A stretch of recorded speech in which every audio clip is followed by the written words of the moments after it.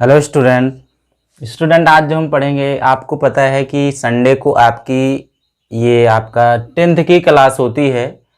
और इसके बेसिस पे आज कई स्टूडेंट कह रहे थे सर हमको विटामिन्स का टॉपिक जो है उसमें कई ऐसे टॉपिक्स हैं, कहीं लीवर लिखा है, कहीं ब्रिक लिखा है, जिसे मतलब किडनी लिखा है, तो उनको समझ में नहीं आ रहा था। तो आज हम इसी पे बात करने वाले हैं, जो ये विटामिन्स होती है, विटामिन्स को हम डिस्कस करेंगे इस टॉपिक में। और इसमें हम ये बात करेंगे कि जो विटामिन्स होती है, विटामिन्स कितने प्रकार की होती है और इसके नाम क्या हैं उन विटामिनों के। ठीक है, अब विटामिन्स अगर टाइप्स के हैं तो उन टाइप्स को हम किस तरीके से डिफाइन करते हैं, किस तरीके से एग्जाम्स में आपके क्वेश्चन पूछे जाते हैं, या उस विटामिन्स को लेने के लिए, ठीक है, कौन सा सोर्सिंग प्रमुख स्रोत होता है, उसको हमको क्या क्या चीज़ें लेनी चाहिए। तो आज हम इसी टॉपिक में आपको सारी बातों को क्लियर करने वाले हैं। और इस कमी से अगर हम इन स्रोत को न लें, इन प्रमुख स्रोतों को अगर हम सोर्स जो भी न्यूट्रिएंट्स होते हैं इनको अगर हम नहीं लेंगे तो क्या देयर डिफिशियंसी डिजीज हो सकते हैं, मीन्स इनकी कमी से कौन सा रोग हो सकता है। तो ये सारी बात अंतिम में आपसे हम किस तरीके से बोर्ड में आपके क्वेश्चन पूछे जाते हैं इस टॉपिक से, इसको भी डिस्कस करने वाले हैं। तो स्टूडेंट वीडियो को आप एंड तक देखिए बिना स्किप किए हुए, क्योंकि स्टूडेंट अगर आप वीडियो को बीच बीच से देखेंगे तो आपको समझ में बात नहीं आएगी। ठीक है, चलिए हम स्टार्ट करते हैं आज का टॉपिक, दैट इज विटामिन्स। ठीक है, आपको पता है कि जो विटामिन्स होती है, विटामिन्स दो प्रकार की होती है, विटामिन्स दो प्रकार की होती है। और ये जो विटामिन्स होती है उनके नाम कौन कौन से हैं। एक है जल में घुलनशील विटामिन्स, किसमें है, जल में घुलनशील विटामिन्स। ठीक है, water of absorption in vitamins. ठीक है, और दूसरा fats absorption of vitamins, means जल में घुलनशील विटामिन्स, और दूसरा वसा में घुलनशील विटामिन्स। ठीक है, तो यहाँ पे आज जो हम ऑलरेडी, क्योंकि ये थोड़ा आपका बड़ा टॉपिक है, इसमें आपको सारी चीजों को क्लियर होना चाहिए, इसलिए ऑलरेडी हमने व्हाइट बोर्ड पे इसको ड्रा कर दिया है। तो आज जो हम इस वीडियो में जल में घुलनशील विटामिन्स के बारे में बात करने वाले हैं। ठीक है, आपको पता है जल में घुलनशील विटामिन्स कौन कौन सी होती, पहले ये पता होना चाहिए। जल में घुलनशील विटामिन्स B1, B2, B3, 4 नहीं होता है, B5, B6, B12 and last में होता है विटामिन सी। ये सब क्या है, विटामिन्स जल में घुलनशील है। किसमें है, जल में घुलनशील विटामिन्स है ये।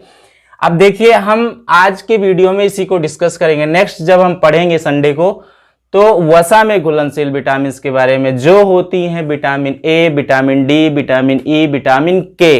तो इसको हम नेक्स्ट संडे वाली वीडियो में आपको इसको अपलोड करेंगे, उसमें समझेंगे। तो आज का जो ये टॉपिक है इसको हम डिस्कस कर लेते हैं, इसको समझ लेते हैं। देखिए हमने यहाँ पे कॉलम बनाया है 1 2 3 4 5 कॉलम बनाया है। पहले में क्या लिखा है, क्रम संख्या, जिसे सीरियल नंबर बोलते हैं इंग्लिश में।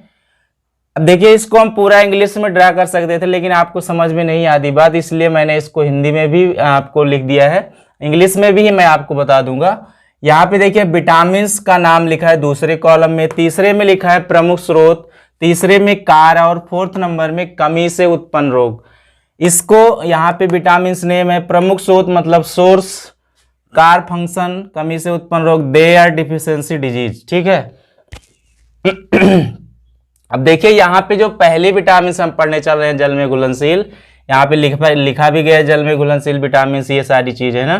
तो नेक्स्ट जब हम पढ़ेंगे तो ऐसा में पढ़ेंगे। यहाँ पे देखिए विटामिन B1 जो है, विटामिन बी मीन्स जल में घुलनशील विटामिन, पहली कौन है, विटामिन B1, और इसका रासायनिक नाम क्या होता है, थायमीन। क्वेश्चन कैसे पूछा जाएगा, विटामिन B1 का रासायनिक नाम बताइए, तो आपको बताना पड़ेगा थायमीन।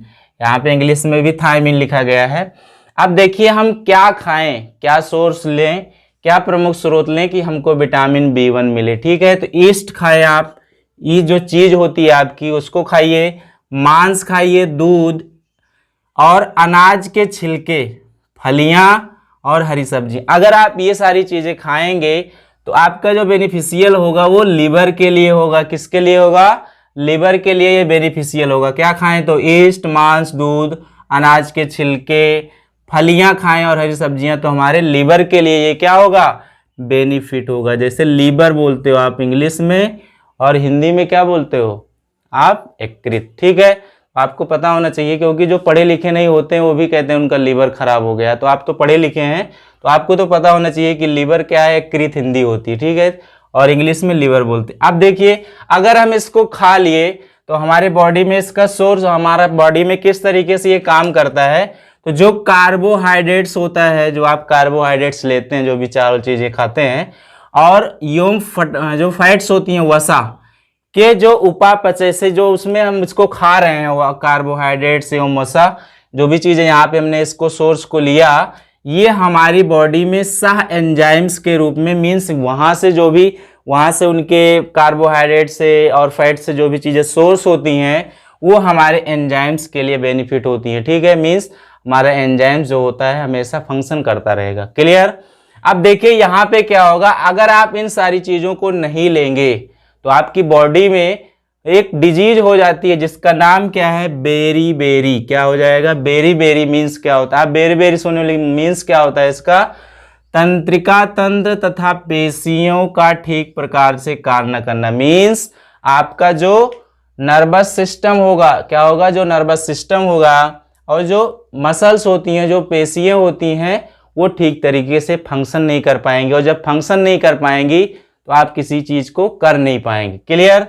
तो आपको देखो कैसे याद करेंगे, बी है तो यहाँ पे बेरी बेरी, क्योंकि यहाँ पे ज्यादातर यही पूछा जाता है, विटामिन B1 का रासायनिक नाम और कमी से उत्पन्न रोग। अगर स्टूडेंट को मतलब घुमाना है तो यहाँ से पूछ लेता है। तो आप ध्यान से पढ़िएगा, कुछ सोर्स प्लांट होते हैं जो कि सभी में आए हैं। ठीक है, दूसरी विटामिन हम पढ़ रहे हैं विटामिन B2। क्या पढ़ रहे हैं, विटामिन B2। इसका रासायनिक नाम क्या होता है, राइबोफ्लेविन। क्या होता है, राइबोफ्लेविन। ठीक है, इसका रासायनिक नाम। क्या खाएं हम कि हमको B2 मिले, विटामिन B2, हरी पत्तियां खाइए आप, बहुत सारी स्पाइनेक होती हैं, ठीक है, पालक वगैरह होती हैं, कैबेज बीन, बंद गोभी, ये सारी चीजें होती हैं। ईस्ट, जो भी अभी आपको बताएगा चीज जो होती है, पनीर, गेहूं, मांस, तो ये हमारे लिए किसके लिए, यहाँ भी लीवर के लिए जो है बेनिफिशियल होगा।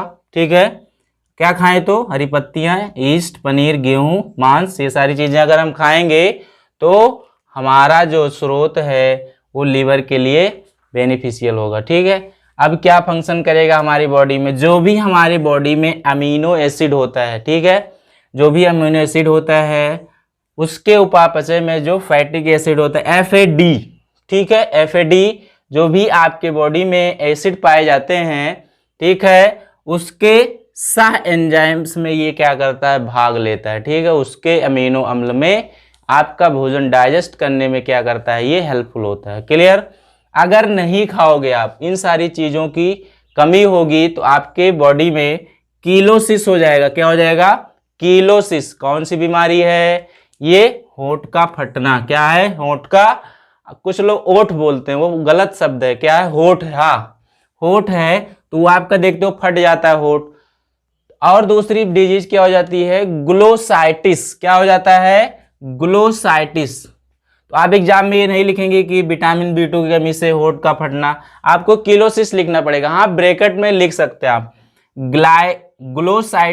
ग्लोसाइटिस। ठीक है, इसका डिजीज क्या होती है, जीभ में सूजन होती है, जो टंग होती है आपकी उसमें क्या आ जाएगी, वो ग्रोथ कर जाएगी। ठीक है, उसमें सूजन आ जाएगी। नेक्स्ट डिजीज हो जाएगी आपको डर्मेटाइट्स। क्या हो जाएगा, डर्मेटाइट्स हो जाएगा। मीन्स आपकी बॉडी पे ऐसे उस पे निशान बन जाएगा, मीन्स त्वचा का फटना जिसे बोलते हैं। क्लियर हो रही बात।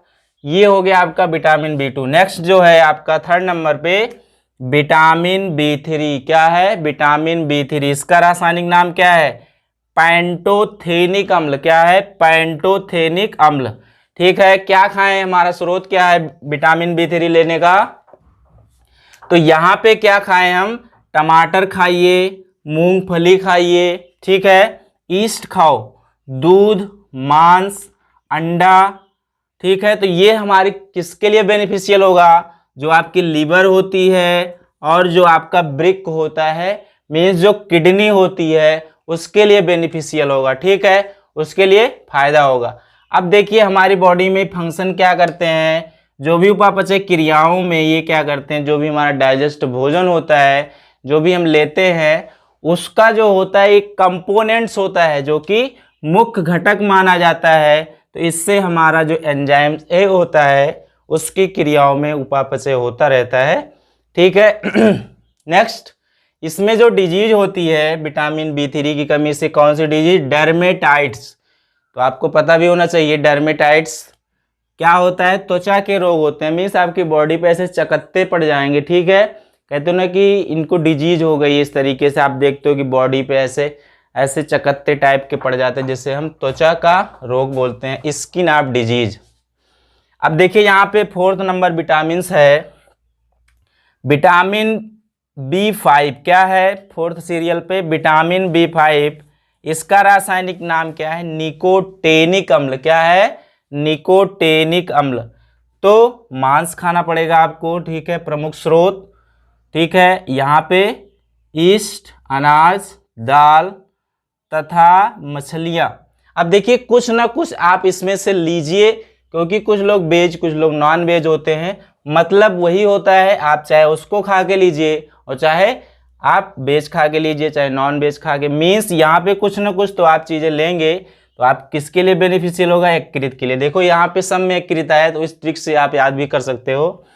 आपका जो इसको आप खाएंगे तो हमारे जो फंक्शन करेगा बॉडी में, जो कार्बोहाइड्रेट्स होते हैं और अमीनो एसिड मीन्स जो अमीनो अम्ल होते हैं, उनके एब्जॉर्बेशन में, ठीक है, उनके ऑक्सीडेशन में, ऑक्सीकरण में, तथा जो आप सांस लेते हो उसमें जो भी प्रयोग होने वाले एंजाइम्स होते हैं, जो सोर छुए रहते हैं, जो हम चीज़ें लिए रहते हैं, उसके लिए क्या करता है हमारा सह एंजाइम्स उसके घटक के रूप में ये काम करता है। ठीक है, जिससे हमारा जो श्वसन में होने वाले जो एंजाइम्स होते हैं उसका हमेशा निरंतर काम होता रहता है इन सारी चीज़ों से। अगर नहीं खाएंगे तो कौन सी डिजीज हो जाएगी? इसकी कमी से कौन सी डिजीज होती है? पैलाग्रा। क्या हो जाता है? पैलाग्रा हो जाता है। मीन्स क्या बोलते हैं इसका मतलब? जीभ हुआ त्वचा पर क्या पड़ जाएगा? ऐसे पपड़ी पड़ जाएगी। ठीक है, और आपकी स्किन पे ऐसे फैल जाएगा। ठीक है, तो ये सारी चीजें हमको पता होना चाहिए। पैलाग्रा मीन्स जीभ व त्वचा पर पपड़ियाँ पड़ना। नेक्स्ट जो है विटामिन B6, इसका रासायनिक नाम क्या है? पैराडॉक्सिन। क्या नाम है? पैराडॉक्सिन। विटामिन B6 का रासायनिक नाम पैराडॉक्सिन। सोर्स क्या है इसका? शुष्क फल खाइए। देखिए जो सूखे फल होते हैं जैसे कि अंगूर की जो आप देखे होंगे, ठीक है, इन सारी चीज़ों के जो भी शुष्क फल होते हैं, गरी होते हैं, या जो भी चीज़ें आप जानते होंगे, बहुत सारे ऐसे होते हैं शुष्क फल। दूध खाइए, हरी सब्जियां, अनाज, मांस, ईस्ट, मेवा आप सुने होंगे, उसको खाइए। तो अगर आप खाएंगे तो हमको विटामिन B6 मिलेगी।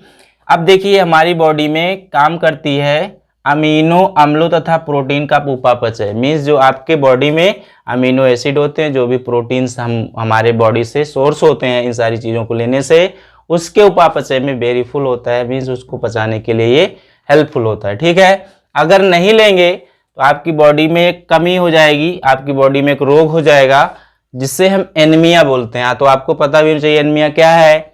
आपके बॉडी में रुधिर की कमी हो जाएगी, मीन्स खून की, ब्लड की कमी हो जाएगी। नेक्स्ट चीज क्या हो जाएगा? डर्मेटाइट्स हो जाएगा। क्या हो जाएगा? जिसको हम बोलते हैं चर्म रोग। क्या बोलते हैं? चर्म रोग।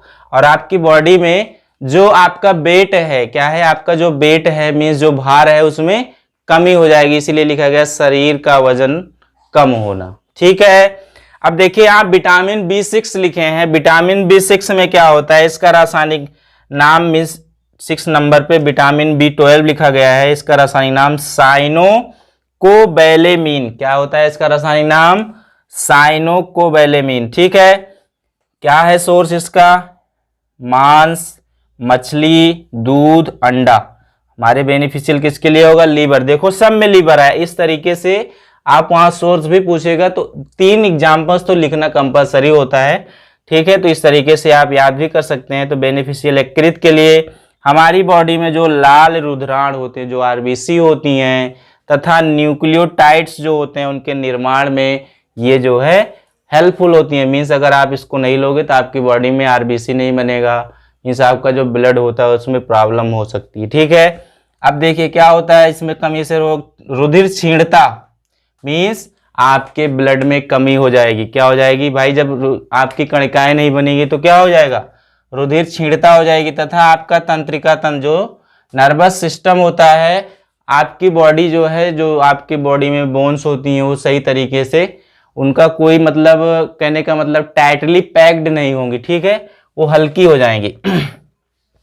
अब देखिए नेक्स्ट है लास्ट जो है, यहां पे लिखा गया है विटामिन सी, जो कि बहुत ही इंपॉर्टेंट है। अगर पूछा जाता है तो ज्यादातर देखेंगे यही पूछा जाता है और अब बहुत ही सिंपल भी होता है। विटामिन सी का जो रासायनिक नाम है, दिख रहा है ना नीचे, विटामिन सी का जो रासायनिक नाम है उसका रासायनिक नाम क्या है? Ascorbic acid.